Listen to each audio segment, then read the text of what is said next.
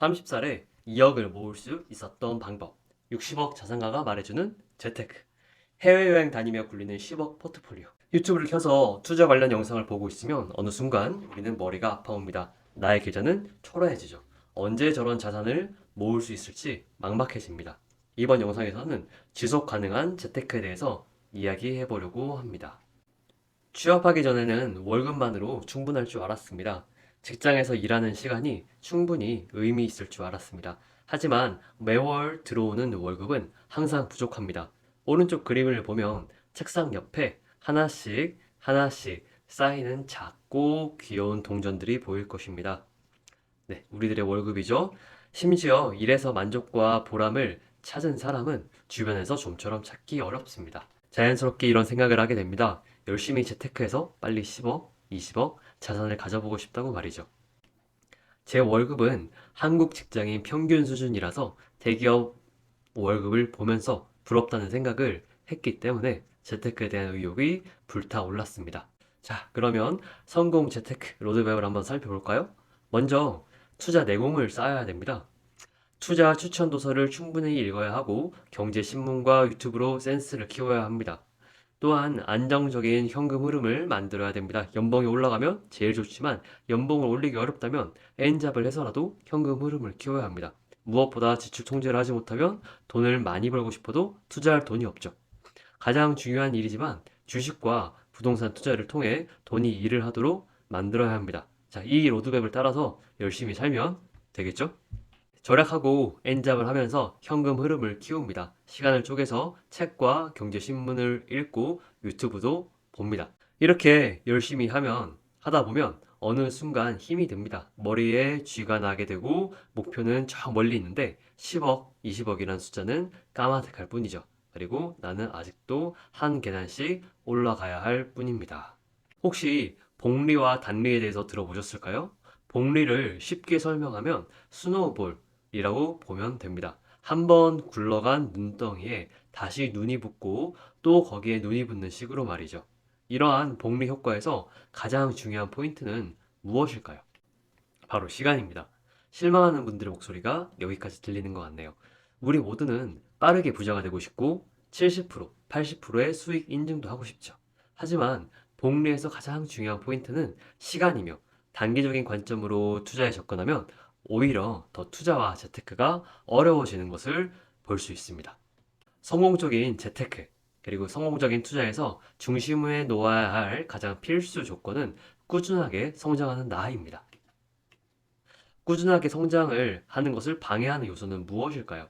다른 사람과 비교하려는 마음입니다. 재테크와 투자를 하게 되면 남과 비교하게 되는 일이 많습니다. 유튜브에 들어가면 얼마나 많은 자산가들이 투자 성과를 보여줍니까? 종목 커뮤니티에 들어가면 많은 사람들이 자신의 투자 수익을 인증합니다. 부동산 실거래가를 보면 과거 2, 3억 했던 아파트가 지금은 10억은 장난처럼 넘어갑니다. 우리는 현재의 나에 집중하기 위해 노력을 해야 합니다. 내가 어제의 나보다 얼마나 더 발전했는지 비교하는 것에 포커스를 맞추는 것이 필요합니다. 이것이 흔들리면 꾸준한 페이스가 흔들리고 무리하게 됩니다. 조급하게 투자를 하게 되고 매수 매도를 반복하면서 투자 손실을 쌓아가게 됩니다. 정리해 보겠습니다. 우리는 절약, N잡, 투자 도서, 경제신문, 유튜브, 부동산 투자, 주식 투자 등 다양한 재테크 항목들 중에서 자신이 즐길 수 있는 분야들을 선택해서 매일 꾸준하게 집중해야 합니다. 이 과정에서 성장하는 나의 모습에 기쁨을 느껴야 하죠. 주변과 비교하고 너무 멀리 있는 목표에 마음을 품을수록 현실에서 이런 기쁨들은 사라지게 됩니다. 그렇게 되면 재테크나 투자를 안정적으로 지속하기 어려우며 이는 복리의 핵심인 시간에 영향을 줍니다. 자, 이제 현실적인 이야기를 한번 해볼게요. 저는 절약이 모든 투자의 기초라고 생각을 합니다. 지출을 항목별로 나눠서 엑셀에 매월 기록도 해봤고 각종 어플도 사용해봤지만 매일 자신이 쓴 돈을 달력에 기입하는 방식만 한 것이 없었습니다. 완전한 아날로그지만 그만큼 지출을 틀어막는 효과가 있습니다. 달력 한 칸을 4개로 나눕니다. 가장 위에는 중요한 일정을 적어둡니다. 네, 이렇게 적어두죠. 스마트폰에도 자세한 일정들을 기록을 하지만 돈이 나가는 일정을 중심으로 달력에 적습니다. 그 아래에는 당일 지출을 남김없이 적습니다. 저는 교통비 항목만 제외하고 각종 공과금, 이자 납입, 외식 등 이런 것들을 모두 기록을 합니다. 부수입 탭에는 월급 이외의 수입을 적습니다. 마지막에 제일 중요한데 누적 지출액을 기록을 합니다. 절약을 할 수 있는 노하우는 다양하겠지만 공통적으로 써먹을 수 있는 항목에는 뭐가 있을까요? 저는 온누리 상품권을 할인해서 구매하는 것을 우선적으로 생각해 봅니다. 즉, 마트 대신 시장을 이용하는데 대형마트 대비 30%에서 40% 할인된 가격으로 물건을 구매할 수 있습니다. 여기에 카드형 온누리 상품권을 선택할 경우 91,000원에 10만원을 채울 수 있죠. 지역사랑 상품권도 비슷한 방식입니다. 가끔은 외식을 할 때도 있겠지만 대부분의 식사는 집에서 합니다. 온누리 상품권으로 식재료를 사둔다면 집에서 밥을 먹게 되죠. 물건 구매는 거의 안 하지만 해야 한다면 주로 당근으로 구매하면 절약을 할 수 있습니다. 카드형 온누리 상품권의 경우 명절 기간에 15% 할인을 해주는데 이 시기에 여러분들의 잔고를 채워두면 좋습니다. 지역사랑 상품권은 보통 5% 정도 할인을 해주는데 주로 최저가 주유소에서 5% 할인을 적용한 페이로 결제를 하면 알뜰하게 돈을 절약할 수 있습니다. 투자 도서는 가까운 도서관을 추천을 합니다. 제가 2024년에 지역 도서관에서 빌려본 책을 한번 쭉 검색을 해보았습니다. 이렇게 생각보다 많은 책들을 빌려보았네요. 1년 동안 86권의 대출을 해서 거의 다 읽었습니다. 이렇게 읽을 수 있었던 이유는 무엇이었을까요? 도서관에서 책을 빌리면 무의식적인 압박감이 생깁니다. 반납 안내 문자가 마감 기한으로 작동을 합니다. 한 권당 2만 원으로 계산을 하면 172만 원의 비용을 절약한 셈이며 이 돈을 더 투자할 수 있게 됩니다. 책을 많이 사면 보관할 것도 부족하고 이사할 때 짐만 더 늘어나게 됩니다. 근처 도서관에 책이 없다면 혹은 다른 사람이 책을 빌려갔다면 책 누리를 신청해서 상호 대차를 할 수 있습니다. 건너 있는 도서관에서 책을 택배로 받아서 근처 도서관에서 빌려볼 수 있는 그런 서비스입니다. 이런 방식으로 대부분의 책을 해결할 수 있으며 정말 책이 없다면 도서관 자료 통합 검색을 이용하면 됩니다. 구글에서 도서관 자료 통합 검색을 입력한 후 서울과 전국으로 나누어서 살펴볼 수 있죠. 네, 이렇게 서울과 전국으로 나누어서 여러분들이 찾는 책을 검색할 수 있습니다. 경제신문은 한국과 미국으로 나눠서 접근할 수 있습니다. 하나만 읽기도 힘든데 무슨 한국, 미국 타령이냐 말할 수 있겠네요. 저는 처음에는 매일경제나 한국경제와 같은 한국신문을 추천합니다. 저도 투자를 처음 시작할 때 경제신문, 매일경제를 종이신문으로 매일 받아서 새벽에 읽었던 기억이 있습니다. 하지만 신문이 익숙해지고 보도하는 패턴을 익히게 되면 1시간 가까이 되는 그 시간을 효율화하고 싶다는 생각을 하게 됩니다. 한국 신문을 효율화하는 방법을 한번 보시죠. 왼쪽에는 영상을 제가 한번 기록을 해놨습니다. 저는 출퇴근 시간을 주로 활용을 합니다. 대중교통을 이용을 하기 때문에 시간이 비는데 저는 그 시간을 주로 신문을 듣는 데 활용을 합니다. 푸틴, 젤렌스키와 네, 저렇게 신문을 들을 수 있습니다. 인터넷 화면이지만 모바일도 다르지 않습니다. 그냥 경제 기사들을 쭉 보면 되지 않냐고, 스크롤하면서 보면 되지 않냐고 말할 수 있습니다. 하지만 하루치 신문에는 중요한 기사들이 큐레이션 되어 있어서 모두 다 들어 있습니다.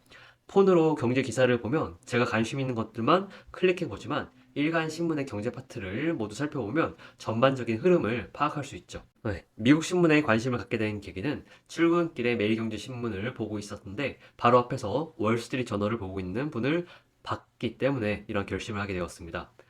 이렇게 미국 신문을 조금이라도 읽으면 좋은 점이 많은데 우선적으로 영어 실력을 키울 수 있습니다. 또한 한국에서 피상적으로 다뤘던 것들에 대해서 자세하게 파악할 수 있으며 미국의 분위기도 느껴볼 수 있다는 장점이 있습니다.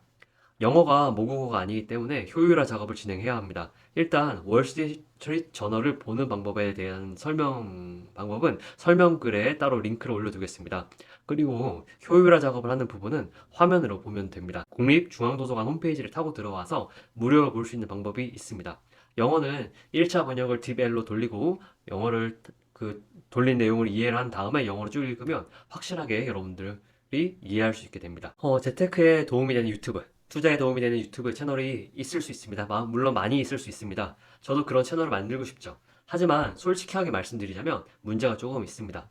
정보의 밀도, 시간의 힘, 과도한 리스크, 인지적 편향성, 독립성 등을 생각해 봤을 때 물음표가 생기는 것은 어쩔 수 없습니다. 정보의 밀도에 대해서 생각해 보죠. ETF 투자에 대한 대부분의 정보는 모든 주식을 소유하라에 나오는 원칙을 지킨다면 불필요합니다. 오히려 소음에 가깝죠. 존 보글이 말해준 원칙에 공감을 하고 장기적인 관점에서 접근을 한다면 많은 문제는 자연스럽게 해결이 됩니다. 각종 투자 전략, 배당률이 높은 투자 전략, 지금 사야 하는 ETF 이런 내용들도 장식에 불과하십니다. 첫째, 장기간 검증된 투자였는가? 둘째, 과도하게 리스크를 부담한 투자는 아니었는가? 이 두 가지를 유념해 봐야 합니다. 워런 버핏은 위 두 가지 항목에 탁월했기 때문에 투자의 현인으로 칭송을 받을 수 있었던 것이죠. 각종 투자 전략을 말해주는 영상을 보면서 시간의 힘을 이겨냈는지 확인해 봐야 합니다. 포트폴리오 공개, 작년 추천 종목과 수익률 공개, 이런 우리를 유혹하는 영상들이 너무 많습니다. 또한 투자에서 발생할 수 있는 리스크를 줄여야 합니다. 우리는 똑똑해지려고 노력하는 것이 아니라 바보 같은 행동을 하지 않으려고 노력을 해야 합니다. 네, 이 영상을 보시면 다 하나씩 클릭해 보고 싶게 생겼습니다. 이렇게 보면 투자는 참 쉬울 것 같지만 생각보다 투자는 쉬운 일은 아닙니다. 네, 마지막으로 인지적 편향성과 독립성에 대해서 생각해 봐야 합니다. 유튜브 채널은 한 번 시청한 영상과 관련된 영상을 주로 보여줍니다. 내가 구독하는 채널은 나의 입맛에 맞는 이야기를 주로 해줍니다. 이러한 요소는 인지적인 편향성을 강화하는 것이죠. 특히 특정 기업을 검색했을 때 나오는 유튜브 내용들은 사람들의 시선을 사로잡을 만한 것들을 주로 다루게 됩니다. 투자에 있어서 독립적인 성향은 무엇보다 중요한데 유튜브의 정보가 내 무의식 속에 들어오게 된다면 독립적인 판단은 어려워지게 되는 셈이죠. 투자 판단을 독립적으로 내릴 수 없게 되는 셈이 되는 것입니다. 또한 워런 버핏은 어쩔 수 없이 자기 투자 정보를 공개하지 규모가 작았을 때는 자신의 투자자들에게도 자신의 투자 정보를 공개하지 않았습니다. 자신의 포트폴리오를 여러 사람들 앞에서 공개했을 때 자신도 모르게 그 기업들에 대한 편향이 생기면서 자신의 의사결정을 되돌리기 어려워진다는 사실을 그는 잘 알았던 것이죠. 이제 미국 주식 투자에 대해서 살펴볼까요? 미국 주식 투자는 우리가 돈을 낼 수밖에 없는 기업에 관심을 가져야 한다고 생각을 합니다. 주식 투자의 핵심은 기업과 동업한다는 마음을 갖는 것입니다. 동업을 할 때 돈을 잘 벌 수밖에 없는 사업을 하는 사람을 선택하지 우리는 말이 앞서는 사람, 이런 사람들을 선택하지 않습니다. 늘 어려움에 빠지는 사람을 선택하지 않습니다. 우리가 돈을 낼 수밖에 없는 기업은 경제적 해자가 있는 기업이라고 봐야 합니다. 제 오른쪽에 있는 이 경제적 해자 그림이 있는데 전환 비용, 네트워크 효과, 특허, 브랜드, 운영 효율성 등을 생각해 봐야 하죠. 부동산 투자를 하기 위해서는 꾸준한 임장을 통해 좋은 지역에 대한 감을 쌓고 해당 지역의 2년, 3년 뒤 입주 물량도 확실하게 파악해야 합니다. 부동산은 이동할 수 있는 자산이 아니기 때문에 입지가 매우 중요합니다. 임장을 다니면서 살기 좋은 곳에 대한 감각을 익혀야 하며 공원, 강, 호수, 이런 자연환경, 학교, 상업시설, 교통, 일자리, 병원, 또 평지인지 언덕인지 이런 다양한 요소들을 머릿속에 넣어야 합니다. 부동산의 핵심은 바로 입지, 그리고 수요와 공급이라는 사실을 잊으면 안 되겠습니다. 저를 기준으로 시간 및 에너지 배분을 어떻게 사용하고 있는지 보여드리겠습니다. 저는 재테크, 투자 이런 것들을 구성하는 6가지 항목을 0에서 100까지로 나눴고 지금은 절약하는 것에 가중치를 많이 두고 있으며 의지력을 발휘해서 아끼고 있습니다. 외식, 물건 구매 등 대부분의 영역을 틀어막고 있습니다. 투자 도서 같은 경우는 항상 책상 위에 두세 권의 책이 있고 매일 일정한 분량을 읽고 정리하는 습관을 유지하려고 노력하고 있습니다. 예전에 읽은 내용과 비슷한 부분이 반복되는 책은 가볍게 넘기면서 읽고 최대한 새로운 것을 배울 수 있는 책을 선택을 합니다. 경제신문의 경우 한국신문은 그냥 이동 중에 가볍게 듣는 정도로 보고 있으며 미국 신문은 경제 파트 중 관심 있는 기사를 따로 챙겨서 읽으려고 노력하고 있습니다. 유튜브의 경우 영어 실력을 키우기 위해 특정 채널을 보고는 있지만 따로 개인적으로 챙겨보고 있는 그런 유튜버는 없습니다. 일부러 조심하는 그런 거라고 볼 수 있죠. 주식 투자는 상당한 에너지를 쏟고 있는 분야이며 항상 시간이 부족하다고 느끼고 있습니다. 실적 발표 내용을 점검을 하고 기업의 경쟁력을 확인하는 과정이 생각보다 시간이 많이 걸리기 때문이죠. 새로운 투자 기업을 발굴하는 과정도 시간이 많이 걸리기 때문에 포트폴리오의 편입 편출이 느린 편입니다. 부동산 투자에는 시간을 많이 쓰지 않고 있습니다. 기존에 투자했던 것들을 잘 관리하고 있는 과정에 있으며 부동산에서 발생하는 대출을 상환하는 것에 더 많은 에너지를 쓰고 있는 상황입니다. 여러분들도 한번 이 표에 자연스러운 에너지, 여러분들의 에너지, 그리고 관심, 시간 사용 내역을 기록을 해보고 스스로 어떤 성향인지, 어떤 것을 더 좋아하는지 파악해 보시면 좋을 것 같습니다. 정리해 보겠습니다. 절약을 위해서 한번 여러분들도 달력 가계부를 꾸준하게 작성하면서 자신의 소비를 최대한 줄여보는 걸 추천합니다. 투자 도서는 주변 도서관에서 추천 도서를 한 권 빌려서 하루에 몇 쪽이라도 읽는 것을 도전해 보세요. 경제신문은 매일 뉴스 기사를 읽어보고 이에 대한 자신의 생각을 정리해 보세요. 경제 기사들은 시장의 소음을 증폭하는 기능이 있어서 호황기에는 호황을 강조하고 불황기에는 불황을 강조해서 투자 사이클과 다소 어긋나는 경우도 있다는 점을 기억을 하세요. 유튜브는 조심스러운 영역이라는 것 말고는 말씀드릴 부분이 없네요. 주식 투자는 주변에서 우리가 돈을 어쩔 수 없이 낼 수밖에 없는 그런 기업들의 리스트를 한번 만들어 보세요. 자신뿐만 아니라 부모님, 자녀, 친구 등 여러 사람들을 기준으로 만들고 공통적으로 겹치는 그런 기업들을 추려보면 좋을 것 같습니다. 부동산 투자는 자신이 살고 있는 도시 중심으로 주변 임장을 다녀보세요. 새로운 도시에 여행을 간다면 부동산 현황도 눈여겨보면 좋을 것 같습니다. 아마 아파트 상가가 텅텅 비어있는 것들도 보실 수 있을 텐데 예전에 노후의 안정적인 소득을 위해서 상가를 분양받는 유행이 있었다는 사실도 한번 생각해 보세요. 중요한 것은 수요와 공급이며 입주 물량과 같은 공급이 너무 많은 지역은 따로 체크해 두면 좋을 것 같습니다. 네, 긴 영상 시청해 주셔서 감사드리며 구독과 좋아요도 부탁드리겠습니다.